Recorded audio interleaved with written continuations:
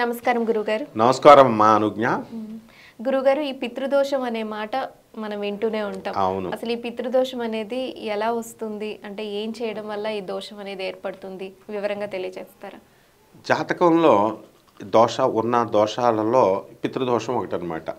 గురుచండాల యోగము, గురుచండాల దోషము, కాలసర్ప దోషము అనే పదాలు వింటూ ఉంటాం.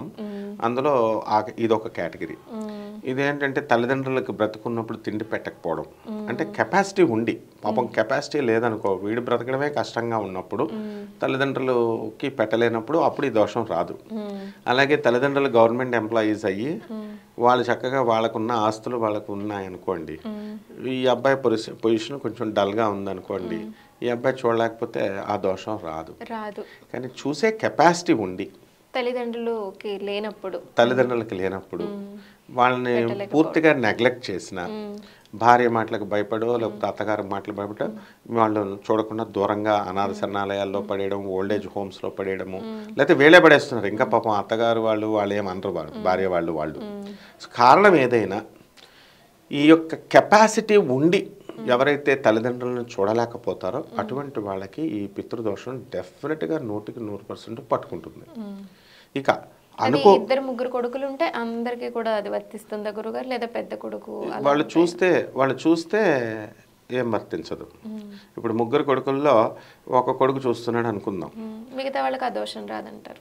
చూడని వాళ్ళకి వచ్చేస్తుంది, చూడని వాళ్ళకి ఖచ్చితంగా వచ్చేస్తుంది.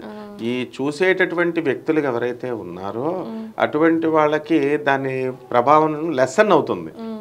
అంటే ఇది ఆల్రెడీ ఏ విధంగానైనా అయితే ఎవరొకళ్ళు చూస్తున్నారు, వాళ్ళు అంటే ఈ ఫుడ్ దగ్గర వాళ్ళు లోటు ఫీల్ అవ్వట్లేదు కాబట్టి మరి వేరే వాళ్ళకి కూడా అది వర్తిస్తుందండి. అంటే ఎవ్రీ వన్స్ రెస్పాన్సిబిలిటీ అనమాట. ముగ్గురు కొడుకులు ఉన్నప్పుడు ముగ్గురు కొడుకుల్ని వాళ్ళు పెంచారు, పెద్ద చేశారు కాబట్టి అది ముగ్గురు బాధ్యత, అది ముగ్గురు చూడాల్సిందే.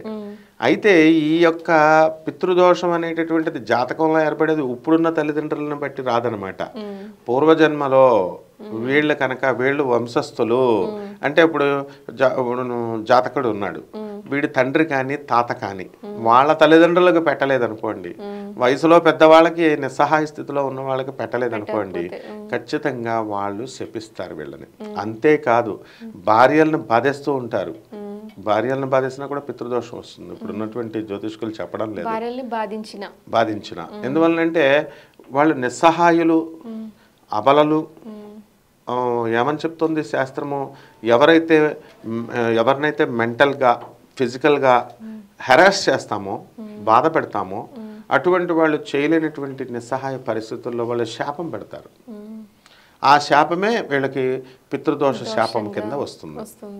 అయితే ముఖ్యంగా వీళ్ళకి ఈ పూర్వీకుల్లో ఎవరైనా యాక్సిడెంట్లలో చనిపోతారనుకుందాం, మన వంశస్థుల్లో ఎవరైనా చనిపోయినప్పుడు వాళ్ళకి పాపం శ్రద్ధ కర్మకాండలు ఎవరు చేయరు కదా. కర్మకాండలు చేయనప్పుడు అప్పుడు ఏం జరుగుతుందంటే వాళ్ళు నరకానికి పోతారు. కాబట్టి వాళ్ళు ఎదురు చూస్తూ ఉంటారు, నాకు ఎవరైనా కర్మ పెడితే బాగుండు, పిండం పెడితే బాగుండు, శ్రద్ధ కర్మ చేస్తే బాగుండు అని చూస్తూ ఉంటారు. అందుకోసం వాళ్ళే చేయాల్సిన అవసరం లేదు, పిల్లలే చేయాల్సిన అవసరం లేదు. మన టీచర్స్కి ఇప్పుడు చనిపోయారనుకోండి, మనం పెట్టచ్చు, మన టీచర్స్కి గురువుకి పెట్టచ్చు, అలాగే తెలియనటువంటి స్నేహితులకు పెట్టచ్చు, తెలియనటువంటి వాళ్ళకు కూడా పెట్టచ్చు, రోడ్డు మీద అనాథ ప్రేతాలుగా మిగిలిపోయినటువంటి వాళ్ళకు కూడా మనం పెట్టచ్చు, పుణ్యమే వస్తుంది. కాబట్టి ఈ విధంగా ఈ శ్రద్ధ కర్మ అనేటటువంటిది సరిగ్గా నిర్వర్తించకపోవడం వల్ల ఆ బాడీని అలాగే వదిలేశారు అనుకుందాం, యాక్సిడెంట్ అయిన బాడీని. సరిగ్గా ఆ కర్మలన్నీ ఏదో మినిమం కర్మన్నా చేయాలి, అది చేసి మనము చేయకుండా వదిలేస్తే ఖచ్చితంగా అది ప్రేతాత్మక మారుతుంది. అది వీళ్ళని అది విముక్తి అవ్వడం కోసం వీళ్ళకి ఇబ్బందులు పెడుతూ ఉంటుంది. ఎలా ఇబ్బందులు పెడుతూ ఉంటుందంటే, వీళ్ళకి మ్యారేజ్ చేసుకోవాలనుకుంటున్నాడు అనుకో, వీళ్ళ పెళ్ళిళ్ళు చెడగొడుతుంది. తర్వాత లవ్ చేసుకుంటున్నారు, వీళ్ళ లవ్లో బ్రేకప్స్ తీసుకొస్తుంది. తర్వాత సంతానం లేకుండా ఉన్నటువంటి వాళ్ళకి వివాహాలు 7 సంవత్సరాలైనా 11 సంవత్సరాలైనా వీళ్ళకి వివాహాలు అయిన తర్వాత సంతానం కలగనివ్వదు. కెరీర్లో వీడు వృద్ధిలో మంచిగా వెళుతున్నాడు. మరి చదువు చదివించింది పెద్దలే కదా, వాళ్ళ వల్లే కదా వీడి పొజిషన్లోకి వచ్చాడు. మరి అది మానేసి వాళ్ళని తలుచుకోవడం మానేసి వీడు నా ప్రతిభ వల్ల అనుకొని జాబులు చేసుకునేటప్పుడు వీడికి గుర్తు చేయాలి అన్న ఉద్దేశంతో they will create obstacles in their family life and their career life అన్నమాట. సో అంతేకాకుండా ఆర్థిక ఇబ్బందులను కూడా తీసుకొస్తుంది. ఇప్పుడు ఈ దోషం లేనటువంటి వాళ్ళు మన స్నేహితులు ఉంటారు, వాళ్ళు చకచక పైకి వెళ్ళిపోతూ ఉంటారు. మనం ఈ దోషాలు ఉన్న వాళ్ళు ఇలాగే ఉంటారు. అప్పుడు మనకు ఒక డౌట్ రావచ్చు, నేను ఈ జన్మలో చాలా నీతిగా న్యాయంగా ఉన్నాను కదా, కానీ వాడే ఇంకా మంచిగా లేడు, కానీ వాళ్ళు వృద్ధిలోకి వస్తున్నారు, నేను ఇలా ఎందుకు ఉండిపోతున్నాను అని మనం అనుకోవచ్చు. కానీ every dog has a day, మనకు కూడా మంచి రోజు వస్తుంది, మనం ధర్మాన్ని పాటించాలి. అంటే వాడు గత జన్మలో మంచి చేశాడు, పితృకర్మలు అవన్నీ కూడా కార్యక్రమాలు అవన్నీ చేశాడు. అందుకోసం అని చెప్పి ఇప్పుడు ఈ పితృదోషాలు చెప్పబడ్డాయి. అయితే దీనికి క్లియర్గా దోషానికి నివారణ ఉంటుంది కదా. ఆ నివారణ ఏంటంటే బనియన్ ట్రీ, మర్రి చెట్టుకి నీళ్లు పోయాలి, నీళ్లు పోయాలి. నెక్స్ట్ శ్రాద్ధ కర్మలు పూర్తి చేయాలి. ఈ శ్రాద్ధ కర్మల త్రిపండి శ్రాద్ధం అని ఉంటుంది. ఈ శ్రాద్ధం చేయండి అని మనం చెబితే వీళ్ళు ఏం చేస్తున్నారు, ఈ బ్రాహ్మలు అపరకర్మలు చేసేటటువంటి వాళ్ళు 1,00,000 రూపాయలు ఇస్తేనే నేను చేస్తానంటే వీడు చనిపోయినోడి కోసం ఎంత ఎందుకని మొత్తం కర్మ మానేస్తున్నారు వీళ్ళు. కాబట్టి ఈ బ్రాహ్మలకు కూడా వచ్చేస్తుంది అనమాట ఈ దోషం. ఎవడైతే రేట్లు ఎక్కువ చెప్పేస్తున్నాడో వాళ్ళకి తెలియనటువంటి రహస్యం నేను చెప్తున్నాను యాజ్ ఎ ప్రొఫెసర్గా, ఖచ్చితంగా వస్తుంది. ఎందుకనంటే వాడు భయపడి ఆ కర్మ చేయడం మానేస్తున్నాడు. అప్పుడు వాటా ఆటోమేటిక్గా వీడు కూడా షేర్ చేసుకోవాలి. కాబట్టి అలా కాకుండా చక్కగా ఈ యొక్క ఈ జాతక చక్రంలో మనం తీసుకున్నప్పుడు రవి మనకి శనితో కలిసిన, లేకపోతే రవికి మనము శని తర్వాత కేతువు రాహువు వీళ్ళు ఎవరు చూసినా ఈ పితృ దోషం అనేటటువంటిది తెలుస్తుంది మనకి. అలాగే రవి కేతువుతో కలిసిన, రవి శనితో కలిసిన సర్ప సంబంధమైనటువంటివి ఇవి, కుజుడు కేతువు రాహువు ఇవన్నీ. కుజుడికి సంబంధం లేదు ఇందులో. సో ఈ విధంగా ఆ ఒకే రాశిలో మనం కలిసినప్పుడు మనం గుర్తించవచ్చు.